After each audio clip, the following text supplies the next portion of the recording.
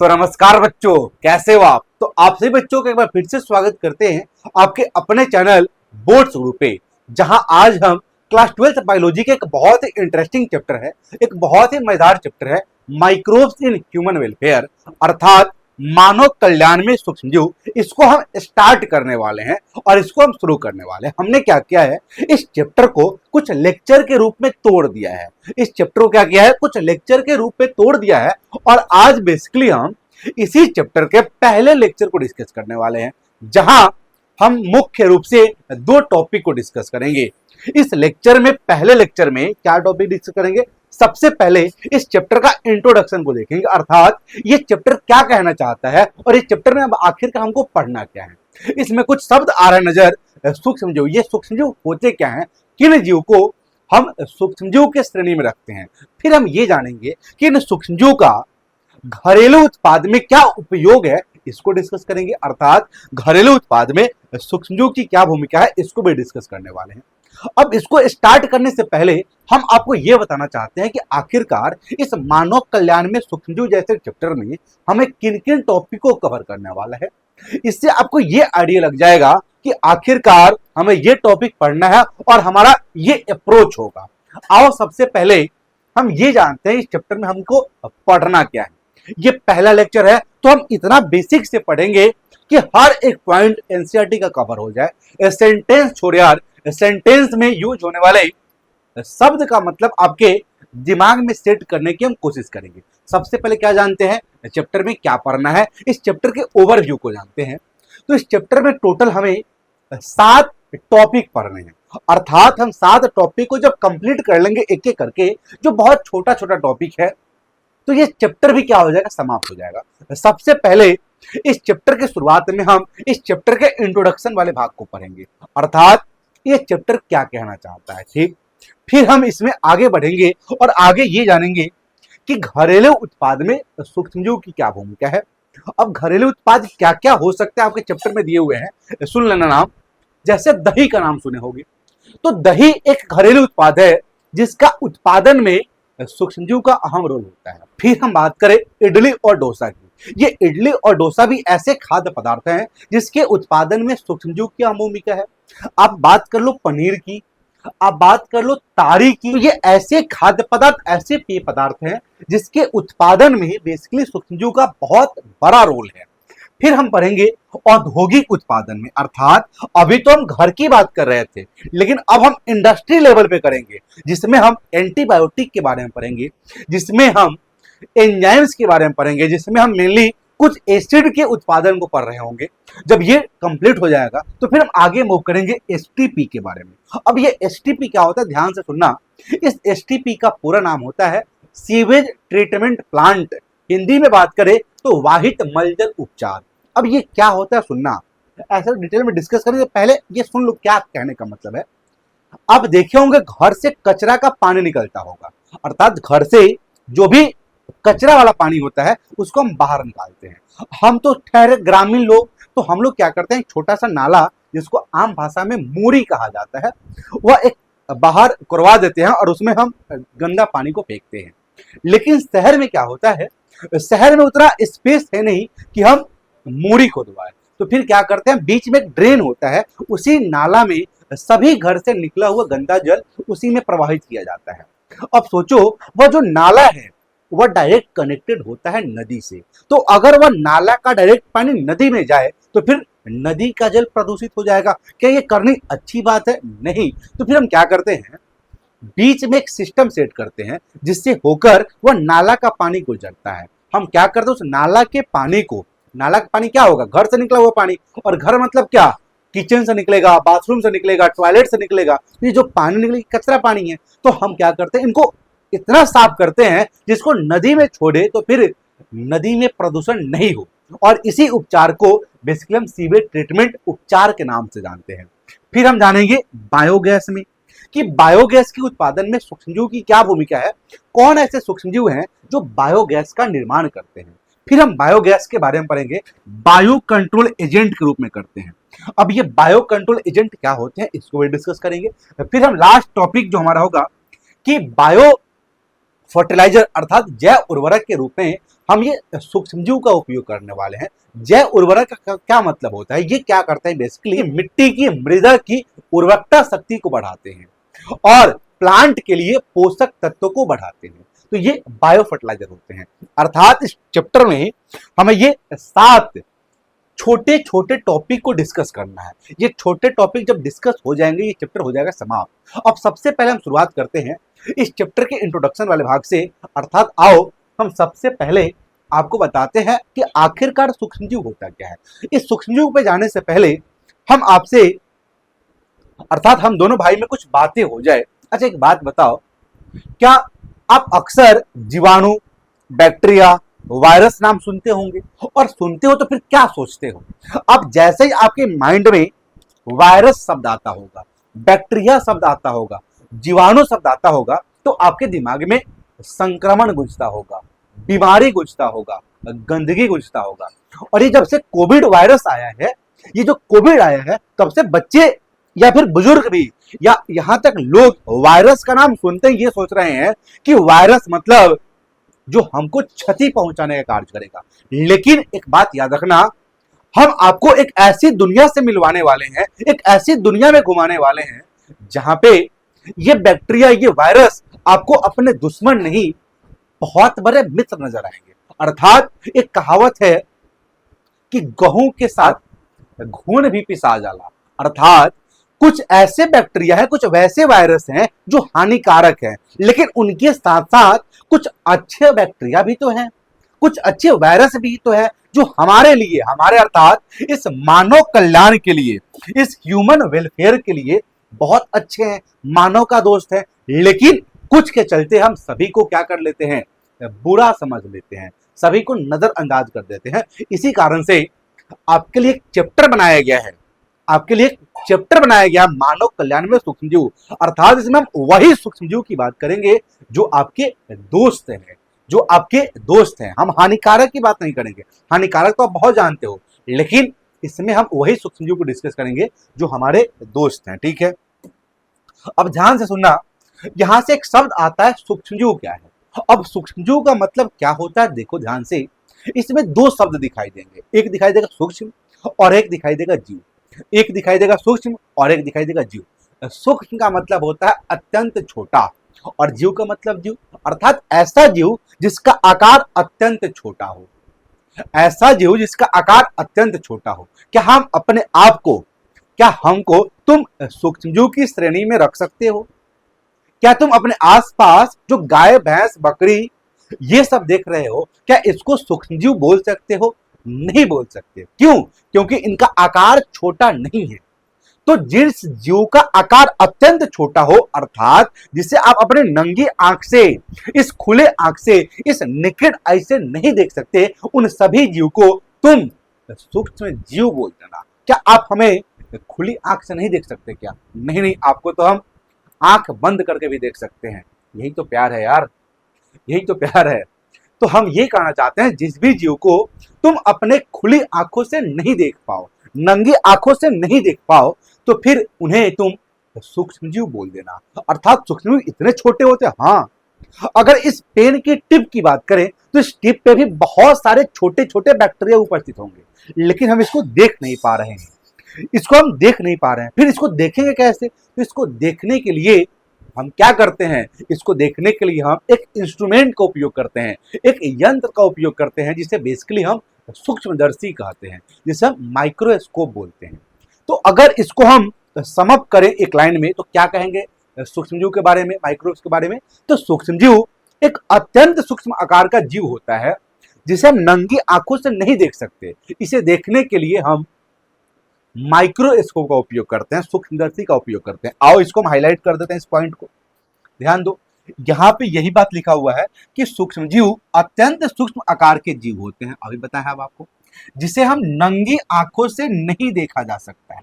अब इनको नंगी आंखों से नहीं देखा जा सकता तो फिर केवल इसे सूक्ष्मदर्शी माइक्रोस्कोप की सहायता से देखा जा सकता है। यही बात तो हमने आपको बताई है। क्या ये सूक्ष्मदर्शी की परिभाषा, सूक्ष्मदर्शी का कॉन्सेप्ट आपको क्लियर है? अब यहाँ पे क्वेश्चन एक और फ्रेम होता है कि मास्टर एक और बात बता कि ऐसे कौन से जीव हैं जिन्हें हम माइक्रोस्कोप्स के देखना पड़ेगा, अर्थात उनको हम माइक्रोब्स के अंतर्गत रखना पड़ेगा। इसके लिए हम आपको जीवों का वर्गीकरण टॉपिक पे लेके चलेंगे। जीवों का वर्गीकरण, और जीवों के वर्गीकरण में हम आर.एच. विटेकर भाई साहब का बात करेंगे। क्या आपने अभी तक आर.एच. विटेकर का नाम सुना है? आओ हम आर.एच. विटेकर द्वारा जो जीवों का वर्गीकरण दिया था उस पे 2-4 मिनट बात कर लेते हैं। इससे हमको ये आइडिया लगेगा कि इस वर्गीकरण में से कौन से जगत हैं जिनके अंतर्गत ये सूक्ष्मजीव आते हैं। तो आर.एच. विटेकर ही वे साइंटिस्ट थे जिन्होंने पूरे जीव को 5 जगत में बांट दिया था। कितने जगत में? 5 जगत में। अब वो 5 जगत कौन कौन सा ध्यान से सुनना। वह 5 जगत कौन कौन सा था? सबसे पहले एक नाम दिया गया मोनेरा। एक जगत इन्होंने बनाया मोनेरा जगत, ठीक। एक जगत इन्होंने बनाया प्रोटिस्टा जगत। ध्यान से सुनना, अगर आपको स्पीड मेरी स्लो लग रही हो तो फिर आप अपने अकॉर्डिंग स्पीड को मेंटेन कर लेना। फिर एक जगत बनाया फंजाई जगत या फंगाई जगत, जिसे हम हिंदी में कवक के नाम से जानते हैं, ठीक है, याद रखना। एक और जगत इन्होंने बनाया जिसे हम लोग प्लांटेई अर्थात पादप जगत के नाम से जानते हैं। और सबसे लास्ट और 5वां एक जगत बनाया जिसे हम एनिमेलिया अर्थात जंतु जगत के नाम से जानते हैं। तो ये 5 ऐसे जगत थे जिसको आर.एच. विटेकर ने बनाया था। उन्होंने सभी जीवों को, इस धरती पे जितने भी जीव हैं उसे इन श्रेणी में डाल दिया। लेकिन कुछ ऐसे जीव थे जो नॉन लिविंग थे और नॉन लिविंग थे, दोनों का बाउंड्री पे थे, अर्थात उनमें कोई कोशिका थी ही नहीं, उनको एक सेपरेट बनाया गया, उसकी भी बात करेंगे। लेकिन ये आर.एच. विटेकर का ग्रुप था। अब इसमें से कौन से जगत के मेंबर माइक्रोस्कोप की मदद से देखे जाएंगे अर्थात सूक्ष्म जीव कहलाएंगे? ध्यान देना, बहुत इंपॉर्टेंट है। ये जो आपको मोनेरा दिखाई दे रहा है और ये जो प्रोटिस्टा दिखाई दे रहा है, इस मोनेरा और प्रोटिस्टा के जो भी सदस्य हैं, इस मोनेरा और प्रोटिस्टा के जो भी सदस्य हैं, ये सदस्य कितना प्रतिशत? ये 100%। कितना प्रतिशत? ये सदस्य 100% ये सूक्ष्मजीव के श्रेणी में आएंगे। याद रखना। क्या याद रखोगे? कि ये मोनेरा और प्रोटिस्टा प्योरली सूक्ष्मजीव होते हैं। इस मोनेरा में हम लोग एक कोशिकीय प्रोकैरियोट्स को रख देते हैं, प्रोकैरियोट्स को रख देते हैं, सीधा बात है। और प्रोटिस्टा में हम एक कोशिकीय यूकैरियोट्स को रखते हैं। तो ये बेसिकली माइक्रोब्स के अंतर्गत आते हैं। बात करें हम फंजाई की, तो फंजाई में आप याद रखना एक कोशिकीय कवक होता है जिसका नाम है ईस्ट। ईस्ट क्या है? तो ईस्ट बेसिकली एक कोशिकीय कवक है। आराम आराम से हम लिखेंगे और कंसेप्ट को स्टेट करने की कोशिश करेंगे। ये है एक कोशिकीय कवक। अगर वही हम बात करें प्लांट की, तो क्या प्लांट भी कोई होते हैं क्या जिसे हम नंगी आंख से नहीं देख सकते? हाँ, होते हैं। कुछ माइक्रो अलगा होते हैं, कुछ शैवाल जो बहुत छोटे आकार के होते हैं। जैसे अगर हम बात करें तो आप बात कर सकते हो क्लेमाइडोमोनास की, आप बात कर सकते हो क्लेमाइडोमोनास की। तो क्लेमाइडोमोनास जो है ये बेसिकली ऐसी प्लांट है जिसको हम नंगी आंख से नहीं देख सकते। अगर हम एनिमेलिया की बात करें तो बहुत सारे एनिमल भी ऐसे हैं जिसको हम नंगी आंख से नहीं देख सकते। जिसे मेनली हम हेलमिंथिस का बात कर रहे हैं, कृमि का बात कर रहे हैं। तो ये वे हैं जो आर.एच. विटेकर ने 5 जगत बांटा था। और 5 जगत में तुम देखोगे सभी जगत में मेनली माइक्रोब्स तो हैं ही, लेकिन ये मोनेरा और प्रोटिस्टा के प्योरली जो सदस्य हैं वे सूक्ष्मजीव हैं। कवक में हम ईस्ट की बात करेंगे। अब यहां से एक और क्वेश्चन पूछा जा सकता है कि भैया एक बात बताओ, ये जो सूक्ष्मजीव हैं, कौन? ये जो माइक्रोब्स हैं, ये जो सूक्ष्मजीव हैं, ये कहां पाए जाते हैं? ये जो माइक्रोब्स हैं ये कहां होते हैं? माइक्रोब्स कहाँ? तो माइक्रोब्स जब कहाँ पूछ दे तो याद रखना, माइक्रोब्स तुम जहां सोचो ये विश्वव्यापी होते हैं, ये विश्वव्यापी होते हैं, जिसे हम इंग्लिश में कॉस्मोपॉलिटन कहते हैं। क्या कहते हैं? कॉस्मोपॉलिटन कहते हैं। कॉस्मोपॉलिटन कहने का क्या मतलब है, ध्यान से सुनना, बहुत इंपॉर्टेंट बात है। कॉस्मोपॉलिटन का मतलब होता है ये हर स्थान,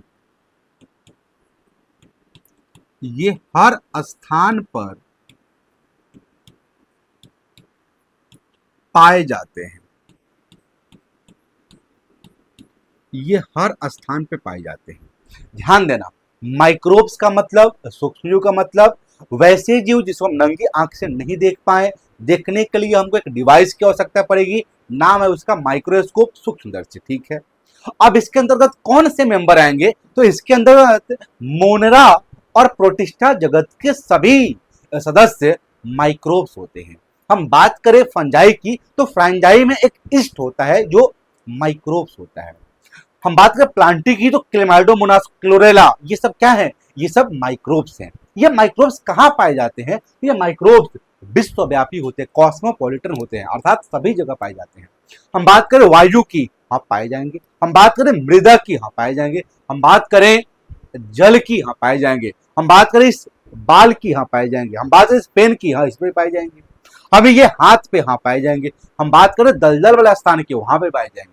हम बात करें गर्म झरना की, वहां पाए जाएंगे। हम बात करें मरुस्थल की, वहां पाए जाएंगे। हम बात करें हम अपनी आंत की, हाँ वहां भी पाए जाएंगे। तो ये सभी जगह पाए जाते हैं। अब इनके साथ साथ कुछ और भी होते हैं जो माइक्रोब्स के अंतर्गत आते हैं। सबसे पहले याद रखना, वायरस। ये वायरस भी सूक्ष्मजीव के अंतर्गत आते हैं, साथ में वायरवाइड्स, वायरस, वायरवाइड्स, और एक और नाम आएगा प्रायोन्स। क्या आप वायरस, वायरवाइड्स और प्रायोन्स में अंतर बता पाओगे क्या? क्या आप वायरस, वायरवाइड्स और प्रायोन्स में अंतर बता पाओगे क्या? आओ हम भी आपको बता देते हैं इस वायरस, वायरवाइड्स और प्रायोन्स में। देखो, अगर हम वायरस की बात करें तो ये रहा इस वायरस का बाहरी कवर, ये रहा इस वायरस का बाहरी कवर, जिसे हम प्रोटीन कोट के नाम से जानते हैं। ये इस वायरस का कोट है और इस कोट को हम बोलते हैं प्रोटीन कोट। ठीक, अब इस प्रोटीन कोट के अंदर इस वायरस का आनुवांशिक पदार्थ, जिसे हम लोग आरएनए के नाम से जानते हैं, ये आरएनए इसका आनुवांशिक पदार्थ है। तो जब आपको इस प्रकार से संरचना दिखाई दे तो इस संरचना को बेसिकली हम वायरस बोलते हैं। ये संरचना बेसिकली वायरस कहलाता है। अगर वही हम बात करें वायरवाइड्स की, तो वायरवाइड्स में मेनली ध्यान देना, इस वायरवाइड्स में केवल केवल क्या होगा? केवल आरएनए होगा, केवल आरएनए ओनली, केवल आरएनए होगा। तो फिर प्रोटीन कोट, तो आरएनए जब केवल होगा, प्रोटीन कोट, प्रोटीन कोट जो होगा भाई, वह प्रोटीन कोट इसमें नहीं होगा, याद रखना। अब ये जो प्रायोन्स हैं, कौन है? ये जो प्रायोन्स हैं, इस प्रायोन्स में केवल और केवल प्रोटीन कोट होगा, केवल और केवल प्रोटीन का कोट होगा। इसमें ये जो आरएनए हैं, ये जो आरएनए हैं, ये नहीं होंगे। तो ये तीन संरचना को हमको आपको बताना था। क्या ये क्लियर है? ये सभी जो आपको बोर्ड पर दिखाई दे रहे हैं, ये बेसिकली माइक्रोब्स के एग्जाम्पल हैं। आप इसका स्क्रीनशॉट ले सकते हो। अब आगे आओ हम बढ़ते हैं। आगे यही बात लिखा हुआ है कि इनके अंतर्गत जीवाणु आते हैं, बैक्टीरिया आते हैं, वायरस आते हैं, वायरवाइड्स आते हैं, प्रायोन्स आते हैं, फंजाई आते हैं, प्रोटोजोआ आते हैं। ये सभी क्या हैं? सूक्ष्मजीव के अंतर्गत आते हैं। ये हमारा पहला इंट्रो वाला पार्ट था। अब हम बात करते हैं घरेलू उत्पाद में। तो घरेलू उत्पाद में सबसे पहले हमको पढ़ना है दही के बारे में। तो घरेलू उत्पाद में सबसे पहले जो हम बात पढ़ेंगे वह घरेलू उत्पाद में जो पदार्थ पढ़ना है वह दही पढ़ना है, जिसे हम कर्ड के नाम से जानते हैं। क्या जानते हैं? कर्ड के नाम से जानते हैं। अब आओ हम आपको बताते हैं कि आखिरकार दही बनता कैसे है। तो इस दही के लिए आवश्यकता पड़ती है मिल्क की, आवश्यकता पड़ती है दूध की। क्या आपको दही जमाने का आइडिया थोड़ा सा भी है? क्या आपने अपने मम्मी को दही जमाते हुए देखा है? तो आपने देखा होगा उन्होंने एक बर्तन में, एक छोटा सा पात्र में, एक छोटा सा पतीला में दूध को रखा होगा और दूध थोड़ा सा गर्म होगा। दूध क्या होगा? थोड़ा सा गर्म होगा और वह दूध में सबसे पहले एक चम्मच दही डालती होगी, एक चम्मच दही डालती होगी, जिसे आप सभी बच्चे जोरन कहते हो। कोई कोई इसे जामन कहता होगा, कोई इसे इनोकुलम के नाम से जानता होगा, या फिर कोई कोई इसे स्टार्टर भी कहता है। तो इस दूध को सबसे पहले एक पतीला में रखते हैं और इसको गर्म करते हैं, और इतना गर्म नहीं कर देना कि इसको उबाल देना, बस टेम्परेचर उपयुक्त रखना। क्या रखना? उपयुक्त रखना। अब सुनना, ध्यान देना, इस दूध में ऐसा क्या परिवर्तन किया जाए कि दूध दही में परिवर्तित हो जाए। तो सबसे पहले हम क्या करते हैं, इस दूध में हम जामन को डालते हैं। क्या डालते हैं? हम जामन को डालते हैं, जिसे आप जोरन भी कहते हो। इस जामन को आप क्या कहते हो? जोरन कहते हो। इसे ही हम इनोकुलम के नाम से भी जानते हैं। इस जामन में मेनली करोड़ों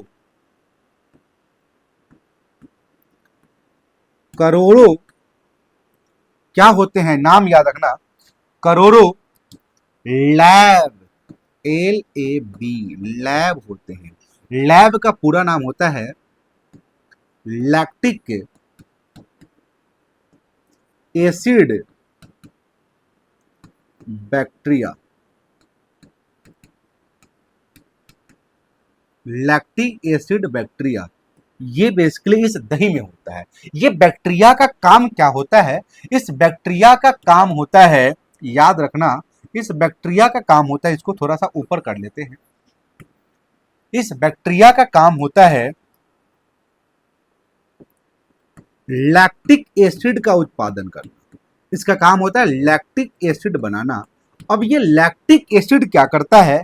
ये लैक्टिक एसिड, ध्यान देना, ये लैक्टिक एसिड केसीन को, किसको? एक दूध में प्रोटीन पाया जाता है जिसको बोलते हैं केसीन। ये केसीन को जमा देता है। लैक्टिक एसिड केसीन को जमा देता है, और ये जब केसीन जम जाता है तो यही बेसिकली कर्ड बन जाता है। यही बेसिकली कर्ड अर्थात दही बन जाता है। क्या कहने का मतलब है? ध्यान से सुनना, दही जमाने के लिए हमको एक पतीला की आवश्यकता पड़ेगी। उस पतीला में हम दूध को रखेंगे। दूध को हम इतना टेम्परेचर देंगे जो उस बैक्टीरिया अर्थात लैक्टिक एसिड बैक्टीरिया को ग्रो करने के लिए उपयुक्त हो, उतना टेम्परेचर दो। और उसमें क्या करो, तुम एक चम्मच दही डाल दो। उस दही में डायरेक्टली या इनडायरेक्टली हम इस लैक्टिक एसिड बैक्टीरिया को डालते हैं, जिसका प्रमुख उदाहरण है लैक्टोबैसिलस। क्या दही हमेशा लैक्टोबैसिलस नामक जीवाणु से जमेगा? नहीं, आप कोई भी जीवाणु डाल सकते हो जो मेनली लैक्टिक एसिड का उत्पादन कर रहा हो, क्योंकि हमको लैक्टिक एसिड बनवाना हो।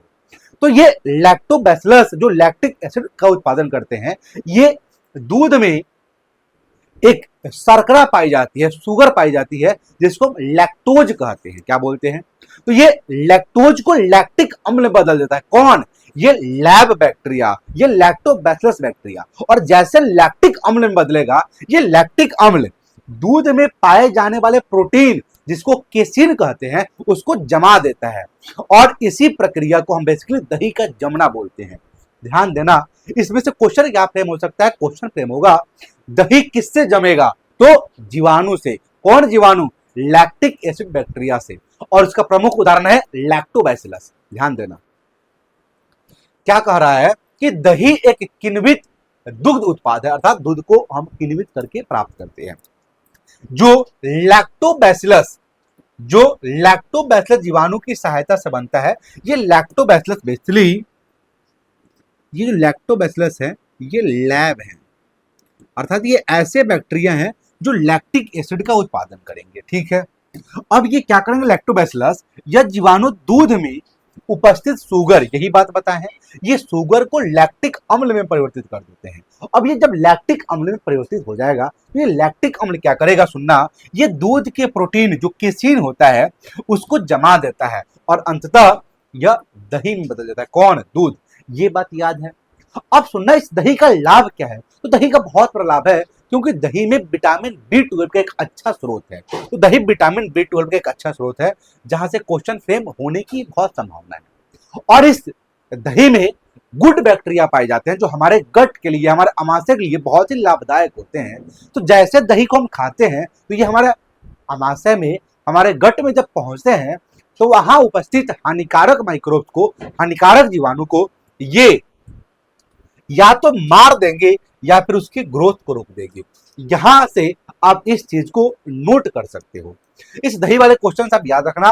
दही में शुगर लैक्टोज, दही में प्रोटीन, सॉरी, दूध में शुगर लैक्टोज, दूध में प्रोटीन केसीन। केसीन को जमाना है, कौन जमाएगा? लैक्टिक एसिड, और इसको बोलते हैं दही। आगे हम पढ़ते हैं इडली और डोसा के बारे में। क्या जानते हैं? इडली और डोसा। अब इडली और डोसा के बारे में अगर आपसे क्वेश्चन फ्रेम हो, या अभी तक जो क्वेश्चन फ्रेम हुआ है 10-15 साल में, 10-12 साल में, सॉरी, तो वहां से क्वेश्चन फ्रेम हुआ है कि ये किससे बना हुआ है। तो ये तो आप अगर इस चैप्टर में पढ़ रहे हो तो ये सूक्ष्मजीव की मदद से बनेगा। लेकिन क्वेश्चन ये पूछता है कि आखिरकार वो जो सूक्ष्मजीव हैं, ये जो सूक्ष्मजीव हैं, ये बेसिकली क्या हैं? याद रखना, ये सूक्ष्मजीव कवक हैं क्या? नहीं, ये सूक्ष्मजीव जीवाणु हैं। क्या आप इस जीवाणु का नाम बता सकते हो क्या, जो इडली डोसा बनाने में सहायक होते हैं? हाँ, बना सकते हैं, बता सकते हैं। इसको हम ल्यूकोनोस्टॉक के नाम से जानते हैं। ल्यूकोनोस्टॉक, ये ऐसे जीवाणु हैं जो इडली डोसा बनाने में अहम भूमिका निभाते हैं। अब इडली डोसा कैसे बनाई जाती है? तो इसमें चावल का आटा लेते हैं और उड़द का दाल लेते हैं, दोनों को मिक्स करके इसका एक घोल बनाते हैं, और इस घोल को हम बहुत देर तक छोड़ देते हैं। इससे क्या होता है? उस घोल में किण्वन की प्रक्रिया होती है, अर्थात फर्मेंटेशन होती है, जिससे गैस उत्पन्न होता है। उस गैस का क्या नाम है? उस गैस का नाम है CO2। तो किण्वन की प्रक्रिया में कार्बन डाइऑक्साइड मुक्त होती है। अब कार्बन डाइऑक्साइड मुक्त होगी तो फिर उस इडली और डोसा में पफिनेस आएगा, वह फूल जाएगा, और जब फूल जाएगा तो ये उसकी स्वाद को बढ़ाएगा, उसके सुगंध को बढ़ाएगा, और उसमें पाचनशीलता को बढ़ाता है। ये इंपॉर्टेंट है इडली और डोसा की। आगे बढ़े, आगे हम बात करते हैं इस ब्रेड की। देखो, जो कर्ड था, वह कर्ड तो बन रहा था जीवाणु की मदद से, लैक्टिक एसिड बैक्टीरिया से, जिसका उदाहरण था लैक्टोबैसिलस। और हम बात करें इडली डोसा की, तो ये भी सूक्ष्मजीव से बन रहा है। किससे? ये भी बैक्टीरिया से बन रहा है, नाम है उसका ल्यूकोनोस्टॉक। ठीक है। लेकिन बात करें ब्रेड की, तो ब्रेड को बनाने के लिए हमको डो चाहिए, आटा चाहिए, मतलब गूथा हुआ आटा चाहिए। इस आटा में एक ईस्ट, नाम है उसका सेकेरोमाइसिस सेरेविसेई। इस सेकेरोमाइसिस सेरेविसेई की मदद से हम ब्रेड को बनाते हैं, और इसी कारण से इस ईस्ट को हम बेकर ईस्ट के नाम से भी जानते हैं। अगर कोई बेकर ईस्ट पूछे तो आप सीधा मतलब समझना कि यह सेकेरोमाइसिस सेरेविसेई का नाम ले रहा है। तो ये ईस्ट की मदद से, सेकेरोमाइसिस सेरेविसेई की मदद से हम ब्रेड बनाते हैं। अब इसमें क्या होता है? ये ईस्ट उस आटा में, जो गुथा हुआ आटा है, जो डो है, उसमें क्रिया करता है, और जब कार्य करेगा तो साथ में क्या उत्पन्न होगी? CO2 गैस उत्पन्न होगी, और जिससे आटा फूलेगा, और जितना आटा फूलेगा उतना ही ब्रेड मुलायम होता है। क्वेश्चन क्या बनेगा? क्वेश्चन बनेंगे इडली डोसा किससे बनता है? जीवाणु से, नाम उसका ल्यूकोनोस्टॉक। ब्रेड किससे बनता है? ईस्ट से। अब ये ईस्ट क्या है बताओ? ये जो ईस्ट आप नाम ले रहे हो, ये भाई ईस्ट है क्या? तो ये ईस्ट जो है, ये कवक हैं, ये कवक हैं। और कैसे कवक? ये कवक जो है ये यूनिसेलुलर हैं, ये एक कोशिकीय हैं। क्या ये क्लियर है? अब यहां पे याद रखना, ईस्ट एक कोशिकीय कवक है, ये यहां पे लिखा भी गया है। कवक है जो किण्वन की प्रक्रिया को करता है।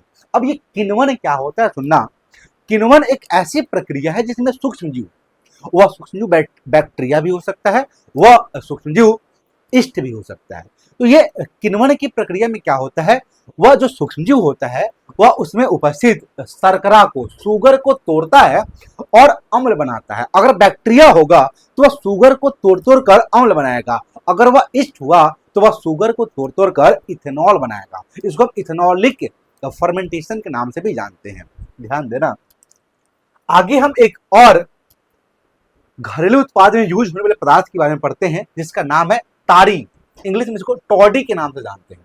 अब यहां से क्वेश्चन आने की क्या संभावना है? इससे दो क्वेश्चन फ्रेम हो सकते हैं। सबसे पहला क्वेश्चन कि ये दक्षिण भारत का पारंपरिक पेय पदार्थ है। पहला क्वेश्चन तो यही फ्रेम होगा।